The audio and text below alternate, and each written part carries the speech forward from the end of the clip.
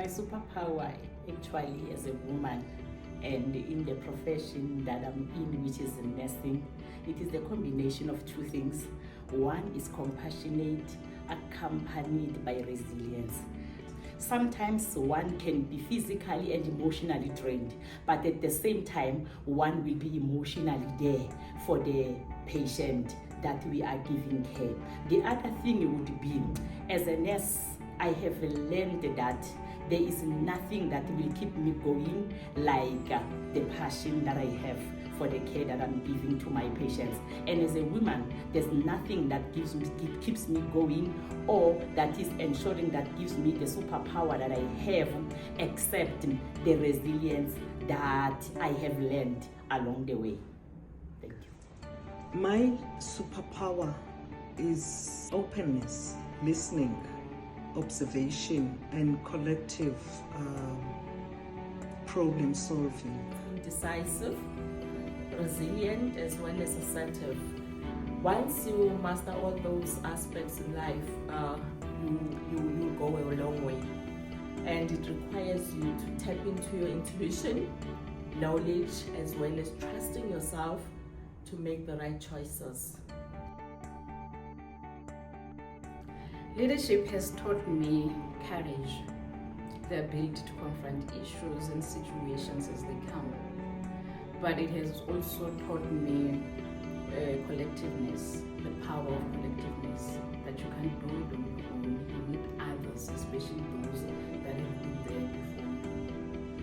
And again, it has taught me that to lead is a journey. You need to allow yourself to learn, unlearn, and relearn. Leadership, for me, it's not only a title. Being a leader, it needs you to take care of your team members, which is your colleagues that you work with on a daily basis as a team. And it also means that you need to acknowledge their goals, their challenges, as well as celebrate their wins. My transformational leadership style is based on listening, observation, and collective problem solving. As leadership had taught me to be an independent person. Other than being independent, it taught me to be an independent thinker, supportive, amongst the other things that I've learned in leadership. I have also learned more about emotional intelligence. In fact, I didn't know how much of emotional intelligence I have until I found myself in the environment which is male dominated. So I have learned a lot in leadership. It's lack of representation. It's still an issue.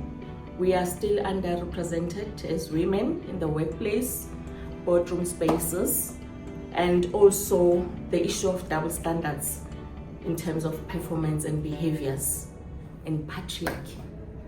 They have left their mark. We are celebrating the good work that they have done, but as a woman, the question that I have is, what is it that I will be celebrated with by the upcoming generation?